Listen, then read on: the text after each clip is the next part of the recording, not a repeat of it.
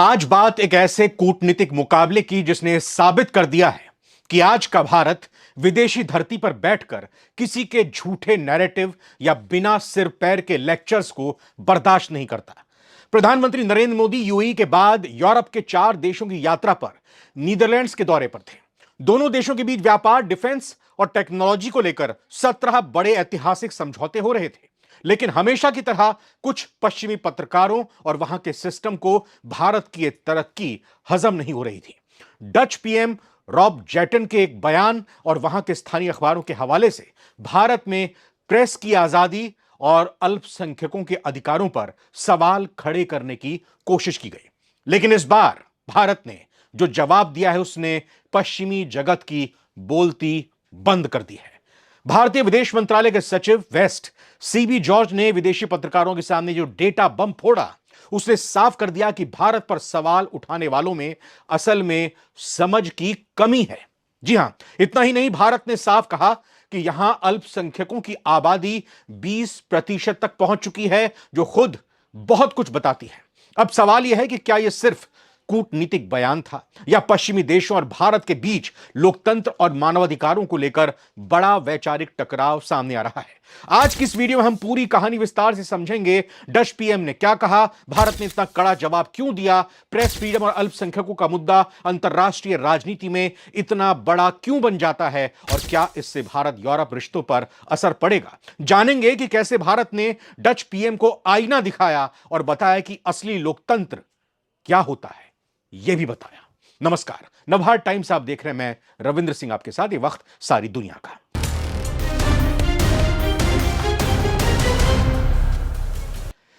सबसे पहले समझते हैं कि इस पूरे विवाद की चिंगारी कहां से भड़की है। दरअसल पीएम मोदी की इस यात्रा के दौरान सब कुछ बहुत शानदार चल रहा था, एकदम फर्स्ट क्लास। भारत और नीदरलैंड्स के संबंध स्ट्रेटेजिक पार्टनरशिप के स्तर पर पहुंच चुके थे। लेकिन कूटनीतिक गलियारों में तब हलचल मच गई जब डच अखबार डी वॉल्सक्रांत में नीदरलैंड्स के पीएम रॉब जेटन का एक बयान छपा। उन्होंने कथित तौर पर कहा कि डच सरकार को भारत में प्रेस फ्रीडम और अल्पसंख्यकों के अधिकारों को लेकर चिंता है और वो इस मुद्दे को भारतीय सरकार के सामने उठाएंगे। इसके बाद द हैग में आयोजित एक प्रेस ब्रीफिंग के दौरान एक डच पत्रकार ने भारत के अधिकारियों को घेरने की कोशिश की।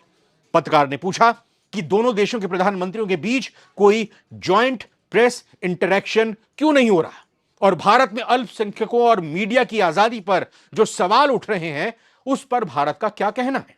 विदेशी धरती पर भारत को कटघरे में खड़ा करने की एक सोची समझी कोशिश थी, लेकिन वहां मौजूद सीनियर डिप्लोमेट सीबी जॉर्ज इस गुगली पर फ्रंट फुट पर आकर छक्का मारने के लिए पूरी तरह से तैयार थे।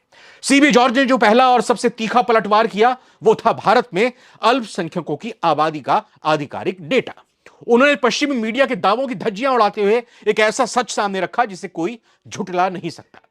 सीबी जॉर्ज ने विदेशी पत्रकारों की आंखों में आंखें डालकर कहा, जब भारत आजाद हुआ था तब हमारे देश में अल्पसंख्यक आबादी कुल जनसंख्या का 11% थी, और आज साल 2026 में यह आबादी बढ़कर 20% से ज्यादा हो चुकी है।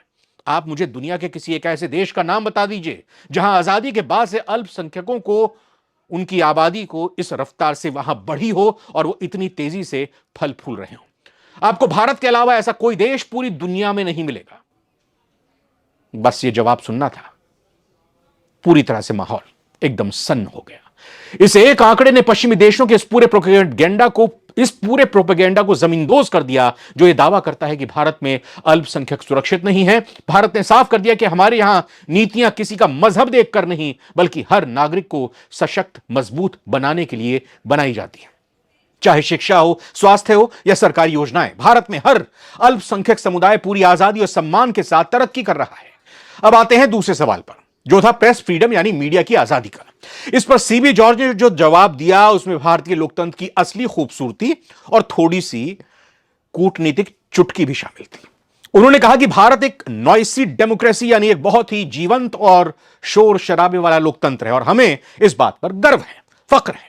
भारत में हर व्यक्ति को अपनी बात रखने की, सरकार की आलोचना करने की पूरी आजादी है। इसके बाद उन्होंने एक ऐसा फैक्ट रखा जो डिजिटल युग के भारत की ताकत को दर्शाता है। उन्होंने कहा कि आज के भारत में लोगों के पास 900 मिलियन 90 करोड़ स्मार्टफोन है और यह स्मार्टफोन सिर्फ बात करने के लिए नहीं, यह अभिव्यक्ति की आजादी के सबसे बड़े और सबसे महत्वपूर्ण हथियार है। आज भारत का हर नागरिक अपने फोन के जरिए अपनी राय रखता है, अपनी बात रख रहा है, पत्रकारिता कर रहा है। ऐसे देश में आप प्रेस की आजादी पर सवाल कैसे उठा सकते हैं? उन्होंने हाल ही में भारत में संपन्न हुए चुनावों का भी उदाहरण दिया, जहां मतदाताओं की भागीदारी 90% से ज्यादा रही। उन्होंने डच पत्रकार को याद दिलाया कि जहां इतनी भारी संख्या में लोग लोकतांत्रिक प्रक्रिया में हिस्सा लेते हैं और शांतिपूर्ण तरीके से सत्ता का हस्तांतरण होता है, उसे दुनिया के किसी भी देश में या उसके दुनिया के किसी भी देश से लोकतंत्र का सर्टिफिकेट लेने की कतई जरूरत नहीं है। भारत सरकार की तरफ से जो तर्क दिया गया, उसमें कहा गया कि भारत दुनिया का सबसे बड़ा लोकतंत्र है, यहां नियमित चुनाव होते हैं, समय पर चुनाव होते हैं, स्वतंत्र न्यायपालिका है, हजारों मीडिया प्लेटफॉर्म काम कर रहे हैं और अलग अलग धर्मों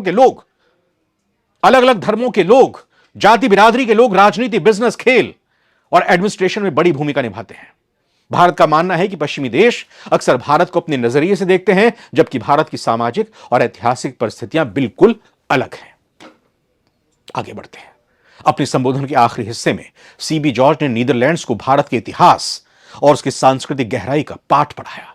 उन्होंने साफ कहा कि जो लोग भारत पर सवाल उठाते हैं वो भारत को सिर्फ एक 70-75 साल पुराना देश समझते हैं, जबकि भारत एक सिविलाइजेशनल स्टेट यानी 5000 साल से भी ज्यादा पुरानी जिंदा सभ्यता है।